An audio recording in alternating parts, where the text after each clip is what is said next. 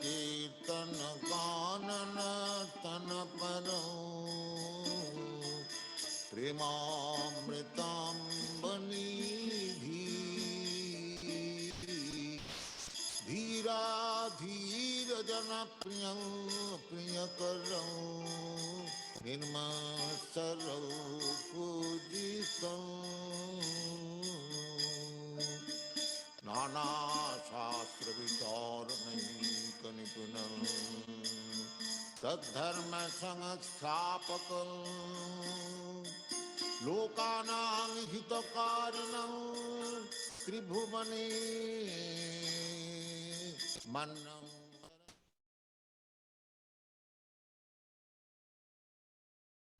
Kuma Jnana Timirandasya Jnananjana Salakaya Chakshurun Militam Yena Tasmai Shri Gurave Namaha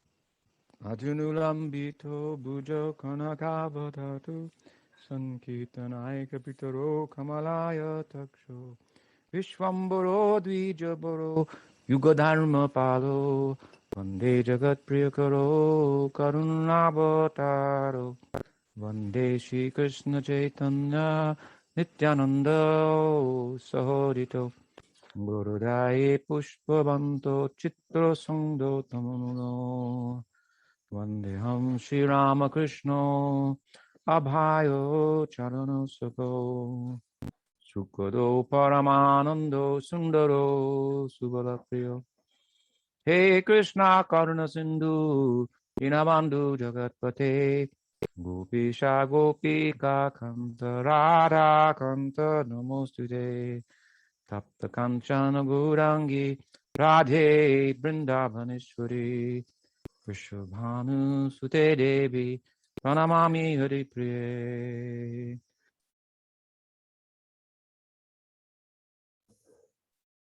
Shri Gaudiya Vaishnava Guru Parampara Ki Jai. Srila Jiva Goswami Ki Jai. Sat Sandarbhas Ki Jai. Ananta Koti Vaishnavinda Ki Jai. Glorious devotees, thank you for attending another reading from Sri Jiva Goswami's Krishna Sandarbha. We'll continue with the Fourfold Army of the Paribhasa Sutra, wherein Srila Jiva Goswami is fortifying the position of the Paribhasa Sutra, which is a unique contribution of the Gaudiya Vaishnavas, this understanding that the Supreme Lord and his various manifestations are not all equal in every respect, even though the Lord can display himself variously to his worshipers according to their mode of worship and their ultimate desire in relationship to him. As he stated to Arjuna on the battlefield of Kurukshetra, ye yata mam prapajante, all of them as they surrender unto me, I reward them accordingly. So this understanding of a hierarchy when it comes to divinity or the Supreme Lord is a special contribution.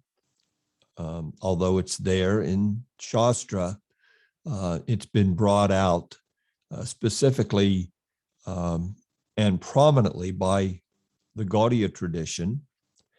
And Srila Jiva Goswami, as one of the architects of the Gaudiya Sampradaya, in pursuance of the desire of Sri Chaitanya Mahaprabhu to locate his outreach on the Shastric map, so to speak. In pursuance of his desire in this regard, Jiva Goswami made the amazing contribution of the Sat Sandarbhas. So this Paribhasa Sutra a key by which the Srimad Bhagavatam should be studied, and through which one can enter into the most esoteric understandings of the Supreme Lord, is the center of our focus here in the beginning sections of the Krishna Sandarbha. And the Krishna Sandarbha is the fourth of the Sandarbhas, and we are in the Krishna Sandarbha receiving our final instruction in Sambandha Gyan from Srila Jiva Goswami, as presented in the Sat Sandarbhas. So the first four Sandarbhas are dealing specifically with Sambandha Gyan.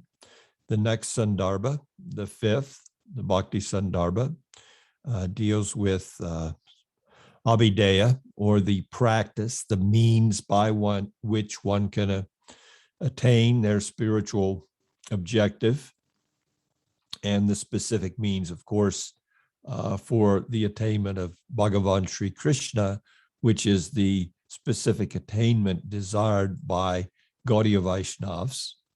And then he presents a sixth treatise called the Priti Sandarbha, which deals with prayojan, or the nature of that final attainment of Krishna in his most intimate manifestation as served by his topmost devotees. So we've been on this second section of the Fourfold Army, the second division, if we were to look at it and utilize the analogy that Jiva Goswami's employed here. The second division is Krishna is the subject of the Bhagavat's major dialogues, important to us because the Bhagavat Purāṇa, Srimad Bhagavatam, is the primary scriptural evidence for our Gaudiya tradition. And this also is unique. So in many ways, Sri Chaitanya Mahaprabhu came and delivered not only a unique approach to spirituality, but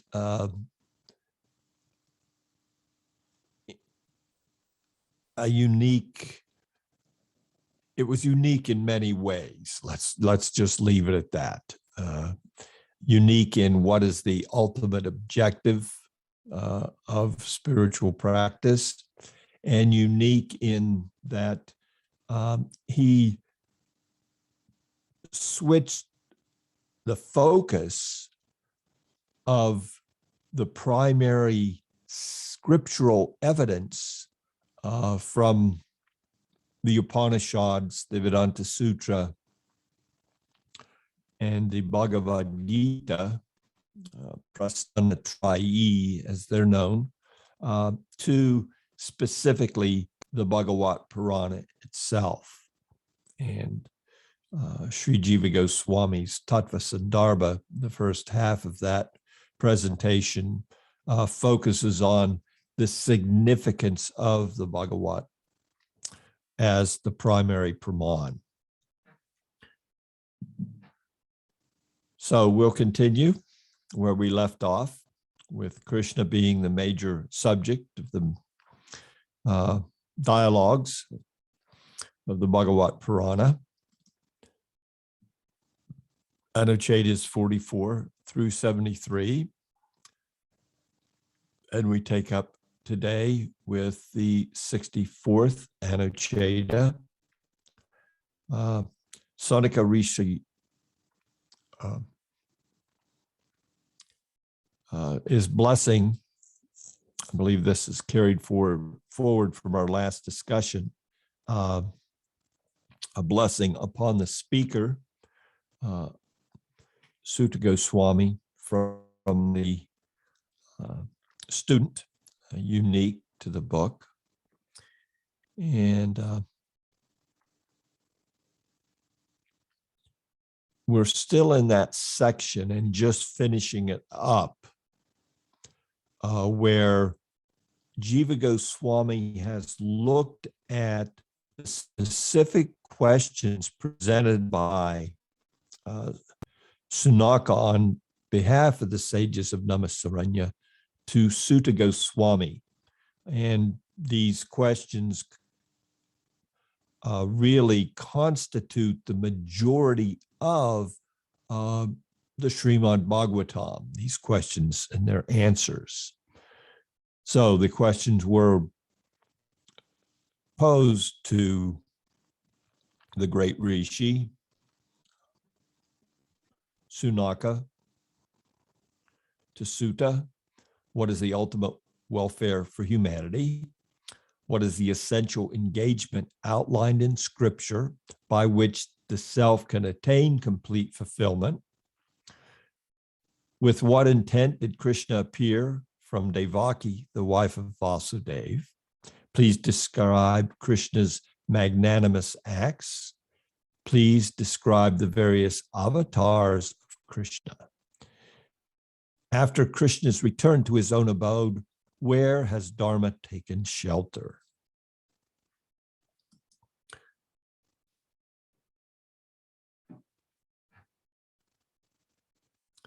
So, Sunaka inquires as to the intent of Krishna's appearance. This is the first of those questions. My dear Sutta, please disclose to us who are eager to hear from you that intent of he whose avataric descent is meant for the protection and prosperity of all beings. Need to see something if I... Excuse me 1 second.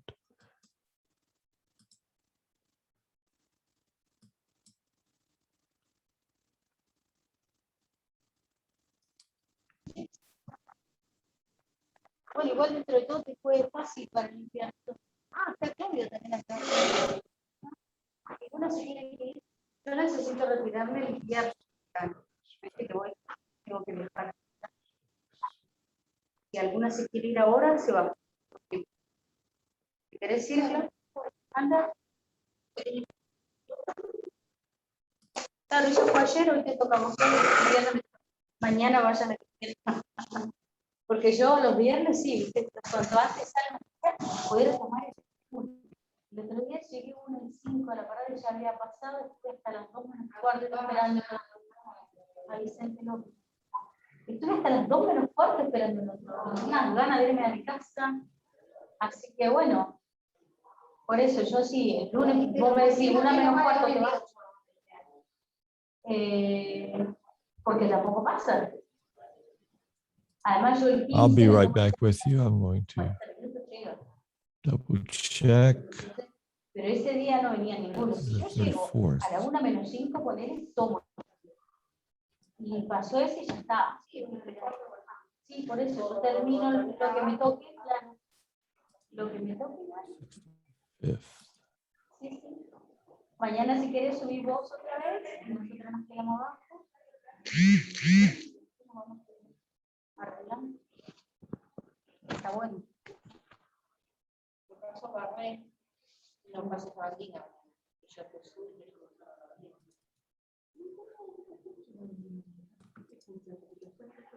66.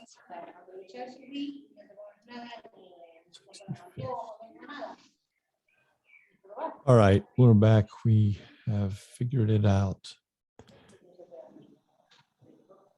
We're back. We're with the 65th Anucheta. I just wanted to make sure that we weren't doing a repetition. There is a little repetition here, which I'm doing purposely.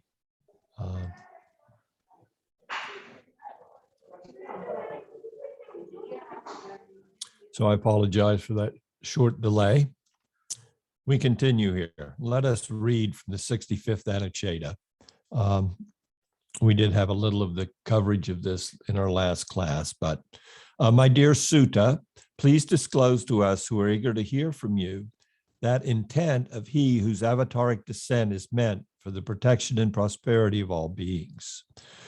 Then a comment from Sridhar Swami is quoted by Srila Jiva Goswami. The word anga here means, O Sutta, the clause tanno nu varna itum arhasi literally means it behooves you to disclose to us that intent of he whose avataric descent in general is meant for protection, keshmaya, and prosperity. So some comments in regards to this, and this will get us back where we were leaving off. Again, this whole section deals with those primary questions posed by Sunaka to Sutta. The reply to these 6 questions forms the basis of the entire Bhagavad Purāṇa. Among them, the last 4 questions are directly related to Krishna. He comments that because Sunaka's intent was to hear exclusively about Krishna, his conviction was that the answer to his first 2 questions would be fulfilled simply by Sutta's narrating the divine play Leela of Śrī Kṛṣṇa. Consequently, in his next 4 questions, he directly inquires only about Krishna, being extremely eager to hear about him. He pronounces blessings on Sutta in Srimad Bhagavatam verse 1:112. It is unusual for a student to offer blessings to his own teacher, but this was done out of Sunaka's sheer outpouring of enthusiasm for Sunaka's questions. It is unmistakably evidence that the subject of the Bhagavat is Śrī Kṛṣṇa. So we've seen that up to this point, Jiva Goswami has given so many verses in support of the Paribhasa Sutra. And he's even pointed out that in certain instances where in the narrative, the speaker or the inquirer in their question has referred to another manifestation of the Supreme Lord, one of his avataric manifestations coming through the Purusha, still the inquiry and the response to the inquiry has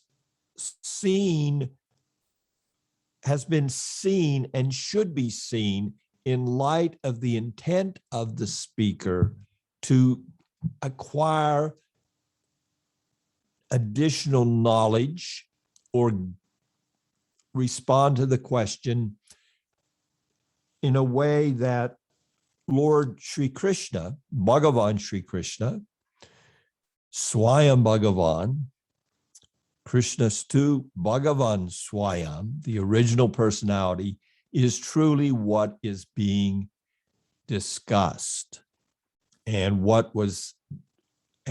is truly the intent of both the inquirer and the responder to the inquiry. So we should look to this with some sense of familiarity of what we've experienced and what we do experience in our own environment. That although we may have a relation with somebody, whenever he's spoken of in a different context, he or she is spoken of in a different context, our sense is in relationship to our relationship with that individual. So if a teacher is meeting with the parents of a student and she would say, the student this, or your son, he's doing this or that, in the context of his schoolwork, the parent is simply thinking of the child in the context of their loving relationship with that child.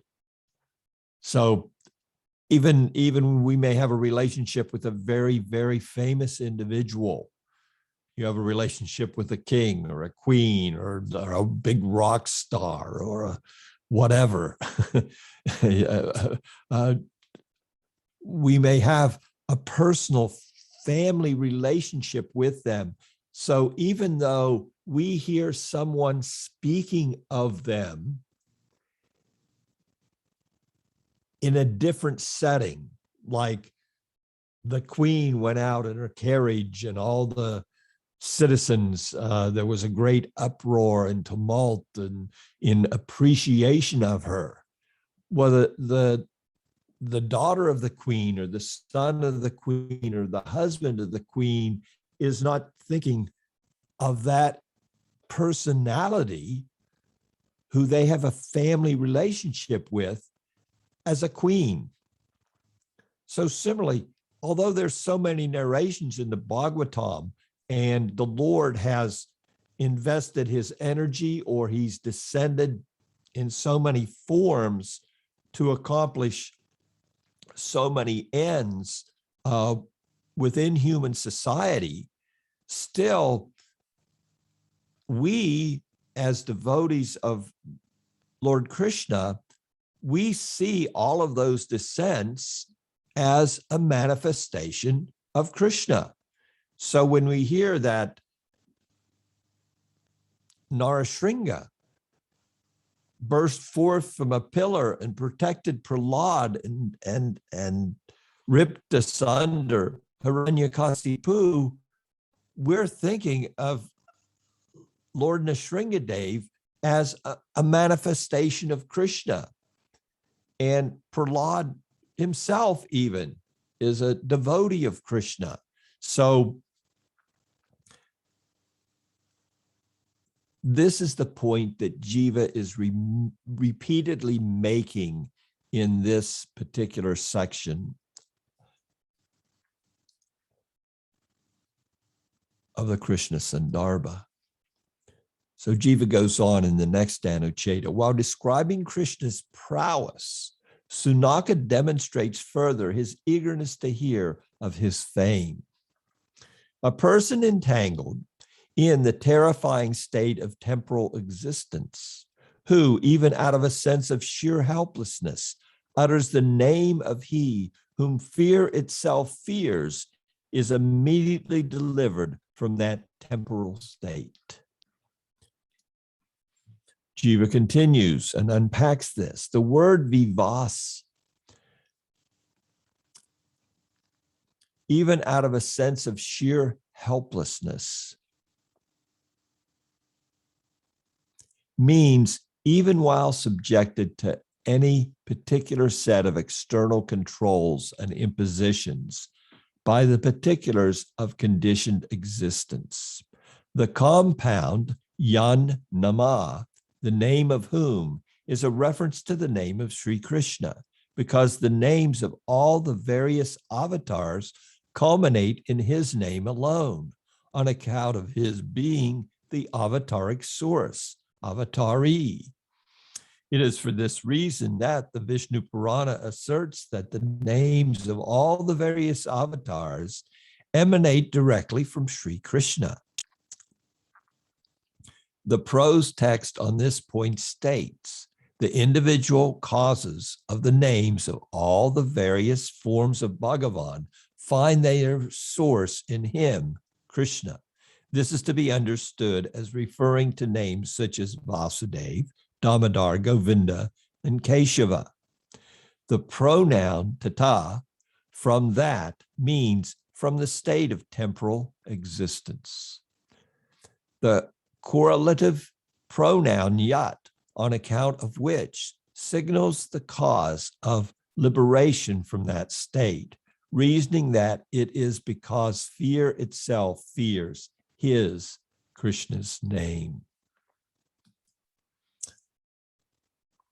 Little explanation here by the translator. One of the primary subjects discussed in the Bhagavad Purāṇa is the importance of Śrī Krishna's divine name. The name of Krishna, being an eternally existent manifestation of his very own intrinsic nature, is non-different from him and thus contains all his power.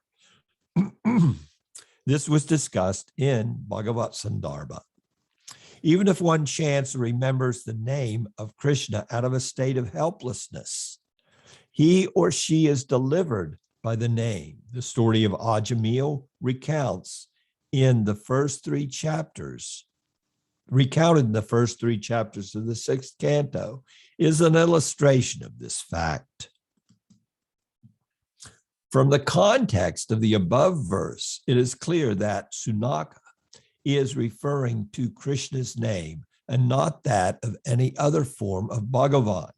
Just as Krishna is Swayam Bhagavan and thus the source of all other avatars, his name is the source of all the other names of the avatars. Sri Jiva refers to the Vishnu Purāṇa and the story of Sisupal, who insulted Krishna's name.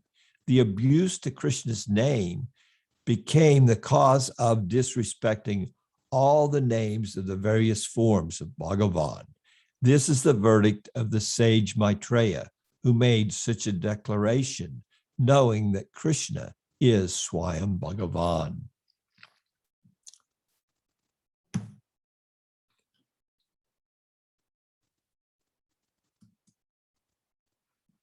Interesting point in regards to the names being seen as a manifestation of the name of Krishna, just as the various avataric descents are seen as manifestations in different forms of Krishna. Sunaka singles out the unique glory of Krishna's devotees. Moreover, Sri Sunaka said, O Sutta,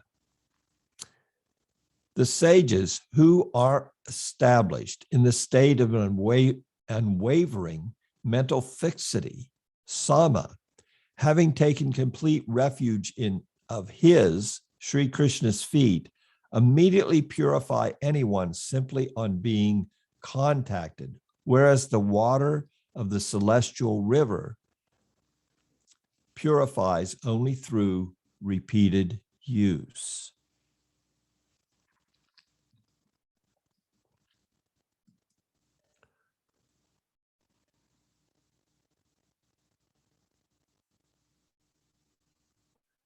So again, Jiva unpacks this with his intent. The pronoun yat, whose, refers once again to Sri Krishna. The compound yat pada samshraya means those who have taken shelter, complete refuge of Krishna's feet. Having done so, they are thus established in the state of unwavering mental fixity. The word sama, peace, means fixity of the intelligence in Bhagavan. As confirmed by Bhagavan Sri Krishna himself, sama means fixity of the intelligence in me. It's from the 11th canto. This state alone is the supreme peace, prasama, because of its relation with Sri Krishna, who is directly the complete Bhagavan.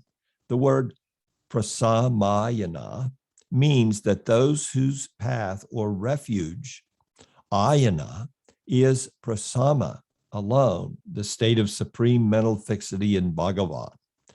This refers to sages such as Sri Sukadeva, whose hearts, chitta, are captivated by the aesthetic relish, rasa, of Sri Krishna's līlās.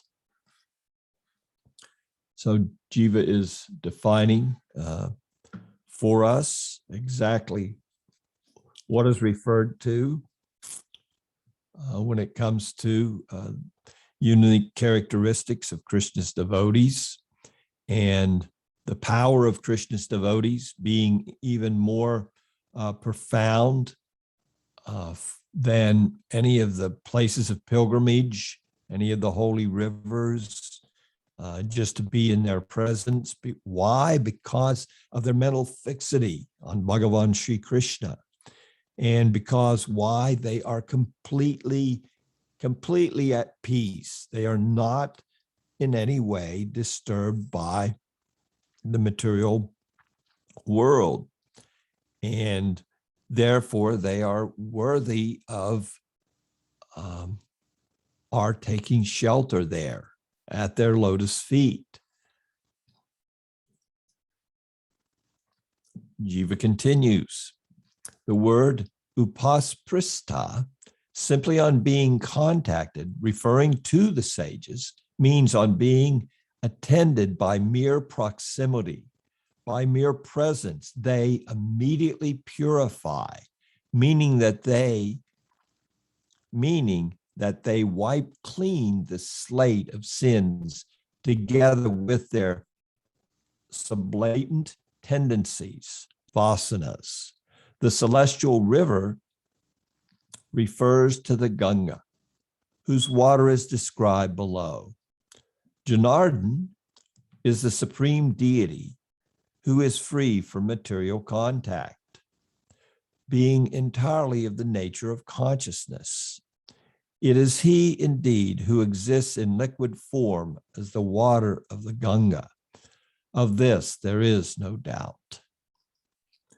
So we can see the underlying message here that the celestial river being referred to is the Ganges, and that the supreme deity there, Janardhan, is, although worthy of taking shelter of that river, that holy place, still the pure unalloyed devotee and their association is even more desirable and more beneficial.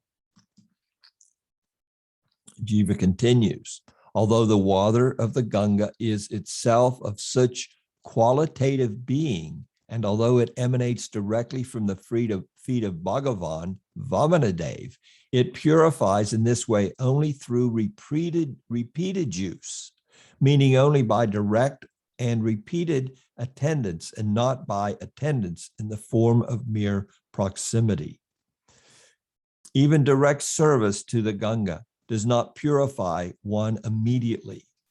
In this way, by specifying the superiority of those who have factually taken shelter of Śrī Kṛṣṇa, even over the Ganga, Krishna's superiority is automatically implied. In the same vein, Krishna's fame is also described as surpassing that of the Ganga. Then Jiva Goswami quotes from the prayers of the personified Vedas. O King, the sacred pilgrimage site, Tirtha of Krishna's fame, that has appeared among the Yadus, has diminished the glory of the Ganga, the celestial river that washes his feet. Swamipad also commenting on this verse. Prior to Krishna's appearance, the celestial river Ganga was the preeminent pilgrimage site, Tirtha. But now that the Tirtha in the form of Śrī Krishna's fame has appeared among the Yadus, it has diminished the glory of the Ganga water that washes his feet. Some further commentary in this regard.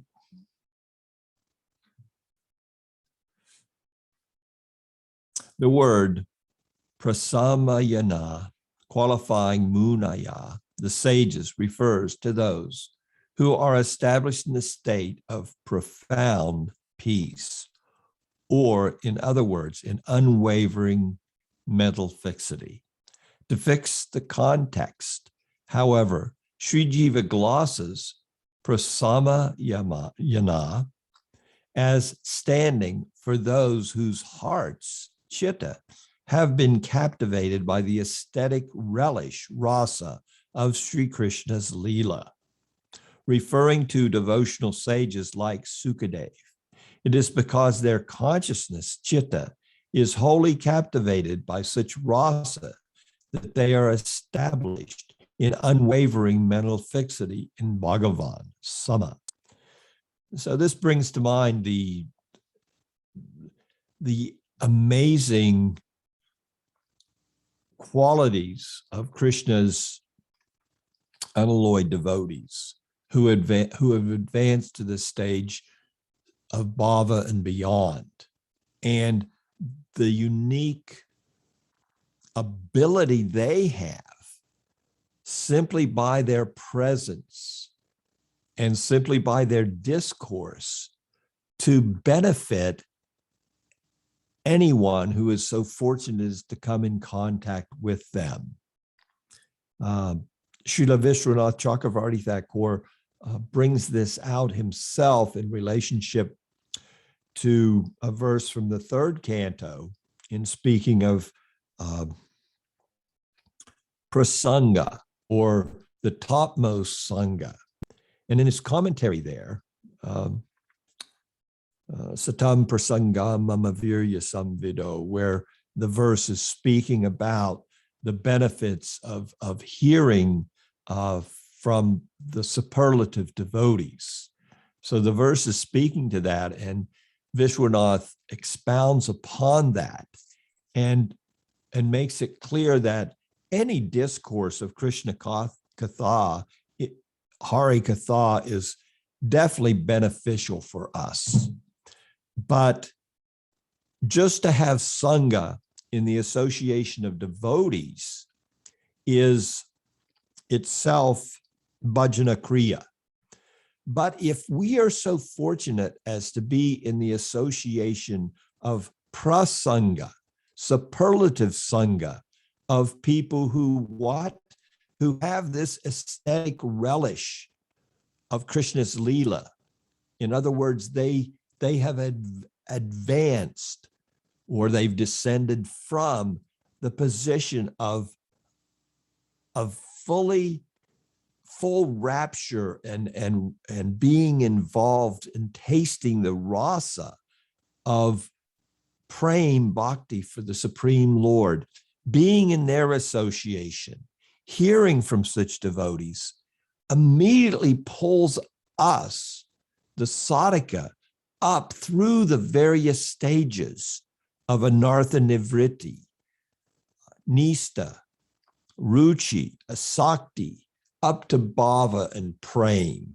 So Vishwanath makes it very clear in his commentary that we relish and we worship the association of all of the Lord's devotees.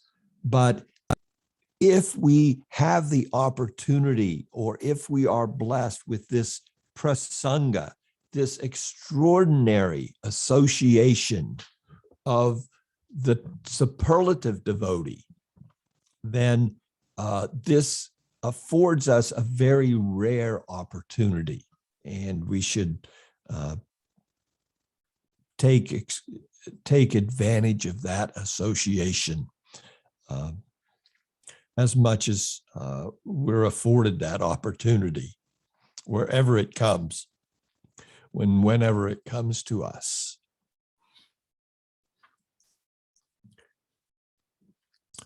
The commentary continues a little here. The principal verse of this Anucheta stresses the importance of sadhu sangha. As we will see in Bhakti Sandarbha, sadhu sangha is the prime cause of the attainment of bhakti, which brings about complete purification of the heart. This is the conclusion of the Bhagavad Purāṇa, and this subject will be elaborated especially in the 12th chapter of the 11th canto. And it will be thoroughly covered in the Bhakti Sandarbha by Jiva Goswami himself when he discusses the appropriate means to the attainment. So the abhideya, when Jiva deals with Abhideya Tattva in the Bhakti Sandarbha, the emphasis that he puts upon sadhu sangha and how he completely unpacks that is revolutionary, and it will bring about a revolution when we study it in our spiritual practice. Sunaka emphasizes the power of hearing Bhagavan's glories. So again, this is all in the questioning of Sunaka. Sutta hasn't yet responded. In accord with the verse from the 10th canto just cited, Sunaka echoes the same idea in the following verse. Who indeed, although seeking purity, would not listen to the glory of Bhagavan, whose deeds are praised in choice verses? For his glory, yasa, is such that it wipes away the impurities of the age of Kali. Jiva writes in this regard, the word api, although, is to be adjoined to the compound sudi kama, seeking purity. The rhetorical question implies that in reality, no one seeking purity would neglect to hear the glory of Bhagavan. Why? Because his glory is such that it wipes away even the impurities of Kali Yuga.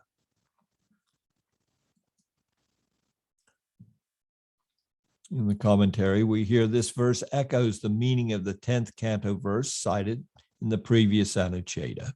The latter verse was spoken by Sukadev while concluding his description of Krishna's Leela, which consists of 90 chapters. The complete verse is as follows. O king, the sacred pilgrimage site, Tirtha, Krishna's fame, that has appeared among the Yadus, has diminished the glory of the Ganga, the celestial river that washes his feet. Both those who despised him, as well as those who loved him, attained his nature. Lakshmi, who is sought after by others for her favor, remains constantly and exclusively devoted to him, the invincible one. His name uttered or heard even once dispels all inauspiciousness. He is the source of all the dharmas taught in the lineages of the rishis. Indeed, it is not at all surprising for Krishna, the wielder of the disc weapon in the form of time, that he dispelled the burden of the earth.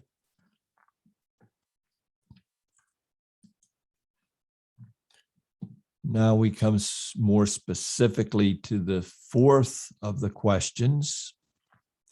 Again, this is just Jiva utilizing the questions put forth by the sages of Namaśaranya through their spokesperson, Sunaka, to emphasize his point that Krishna is the primary subject matter of the Srimad Bhagavatam. And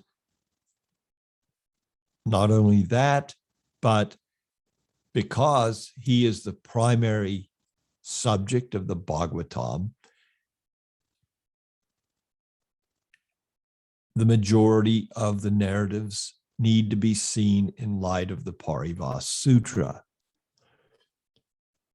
Jiva writes, because such is the case, therefore, Sunaka further said, please narrate to us who are full of faith the munificent acts sung by great devotees of Bhagavan Śrī Kṛṣṇa, who accepts various forms as a matter of divine play, līlā.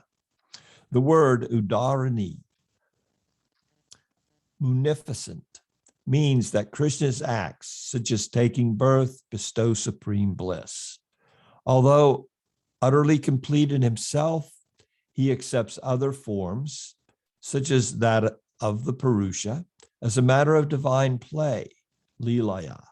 Please describe the munificent acts of he who has avatarically appeared while incorporating all these other partial forms as well. This is the intended sense.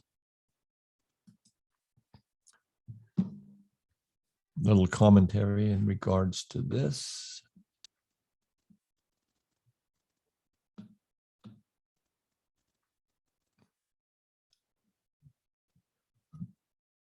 In the verse cited in the previous Anucheta, Sunaka praised the exploits, karma of Bhagavan.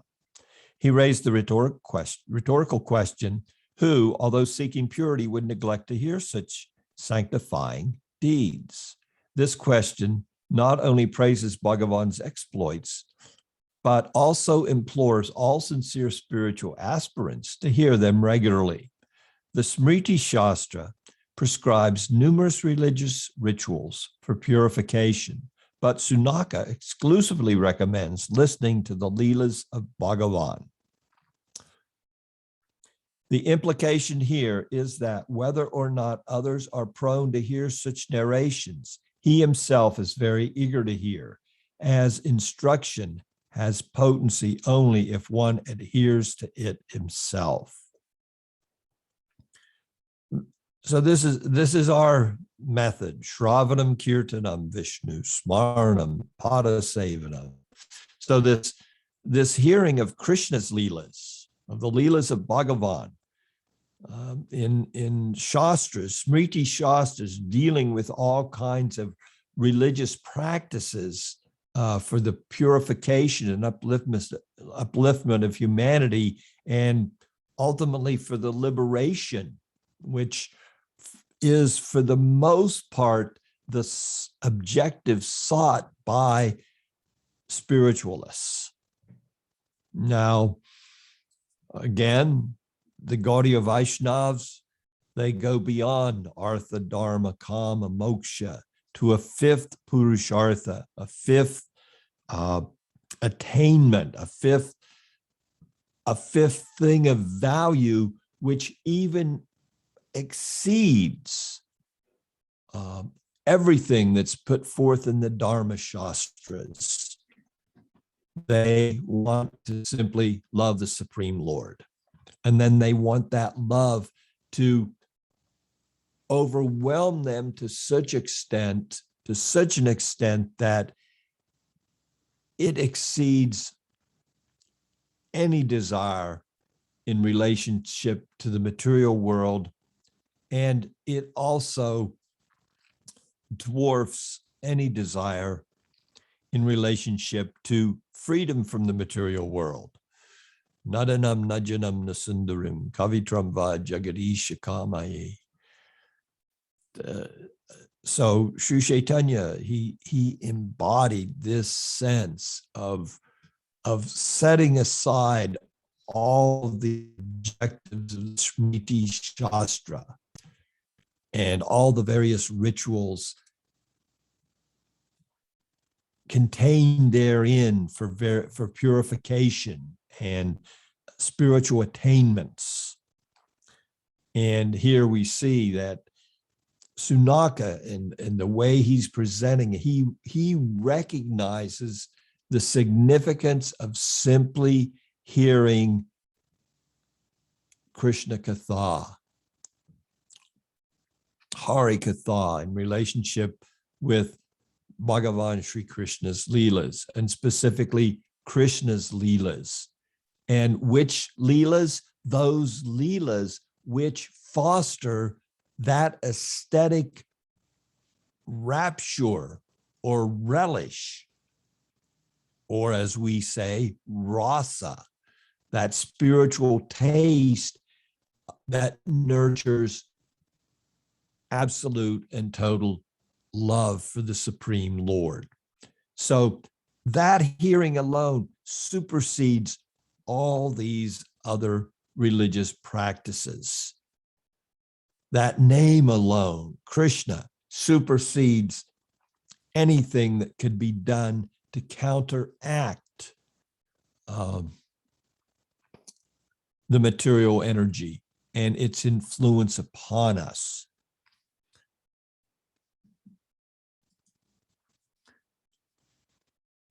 Commentary continues. Sunaka affirms that he and the other rishis in the assembly are full of faith, Shraddha. Even if one has yet to awaken faith, the glories of Bhagavan are so powerful that one is benefited simply by hearing them. If, however, one is already firmly established in faith, the effects will be both profound and immediately. Moreover, a speaker relishes speaking to an audience that is full of faith.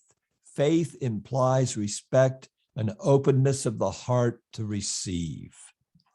Sunaka describes Bhagavan's acts as munificent, udara. Generally, we tend to think of the agent of an act as generous, but not the act itself. Sunaka, however, characterizes the acts themselves as munificent because they purify the heart and awaken aesthetic relish, rasa, as he proclaims 2 verses later. The munificence of Bhagavan's acts lies in the fact that they bless everyone who hears them, regardless of whether such persons are pure or impure, rich or pure or poor, virtuous or impious. So we'll continue with a couple more Anuchetas. We have some more time, but I do not believe we'll finish this section entirely as I had hoped. Going on to the 70th Anucheta, where in the 5th question presented by Sunaka is addressed. Sunaka said, "O wise one, please therefore recount the auspicious stories of the avataric descents of Śrī Hari, the supreme regulator Ishvara, who by his own intrinsic potency, Yogamaya, performs līlās out of his will."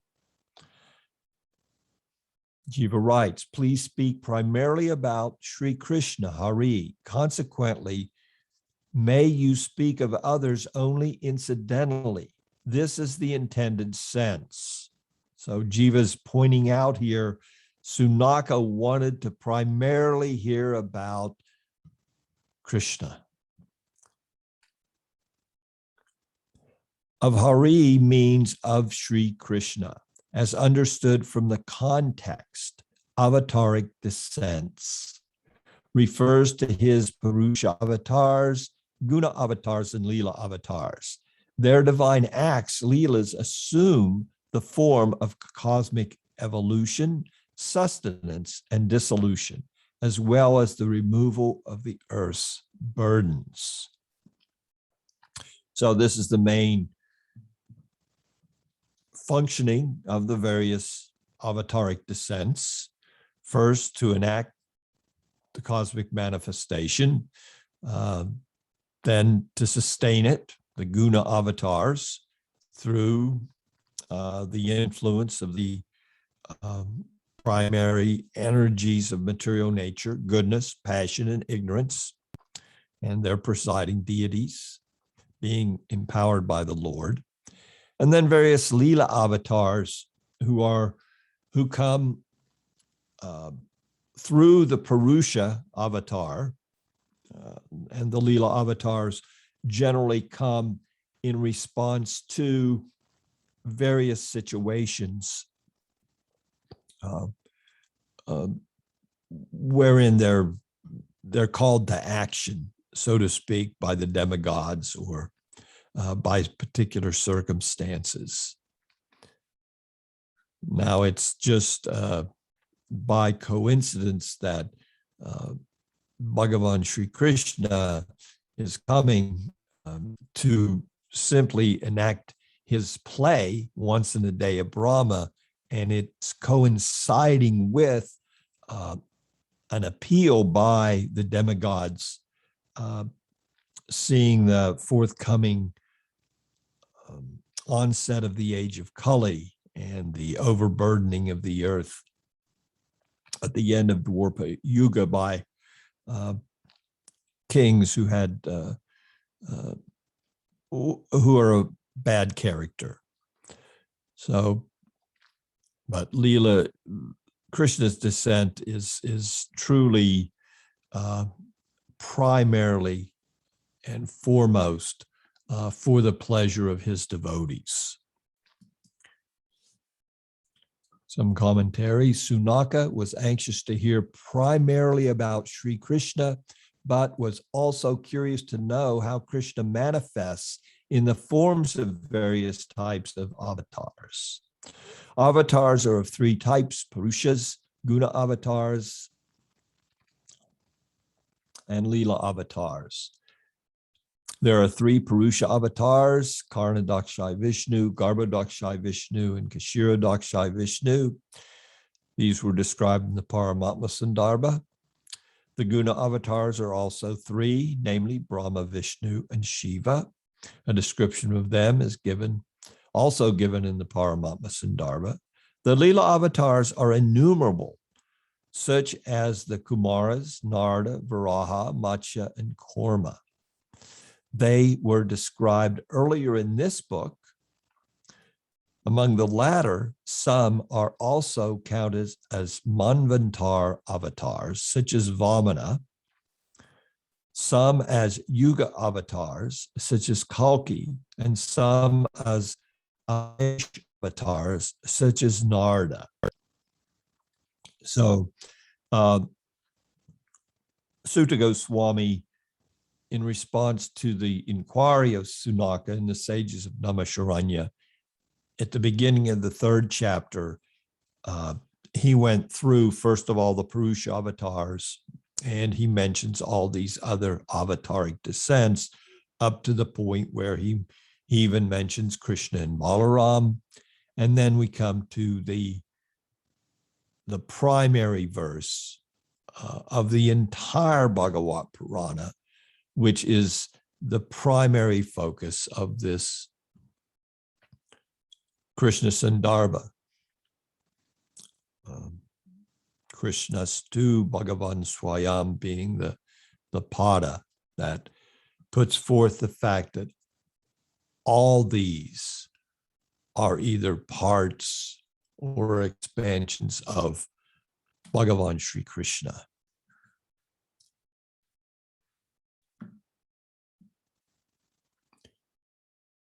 So there is a little bit more here in finishing up the second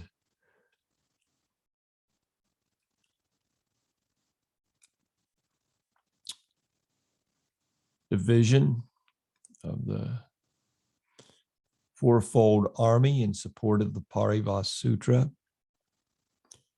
And we will continue with that discussion when we return to these classes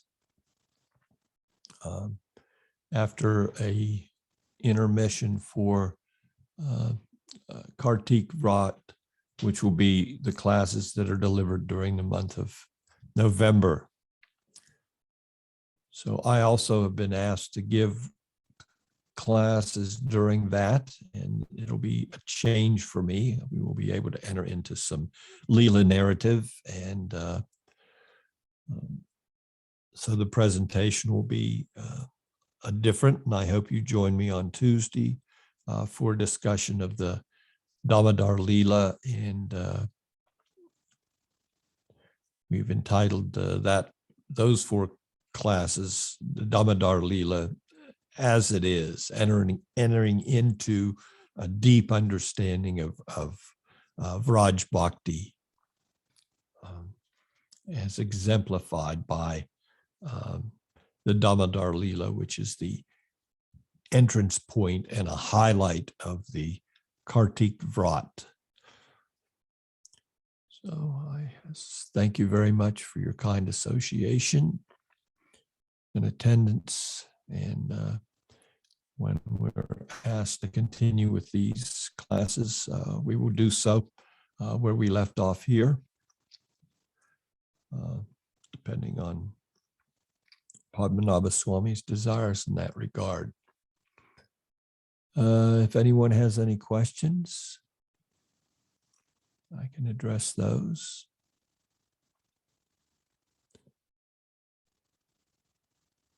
And if not, I will thank you so much for your kind association.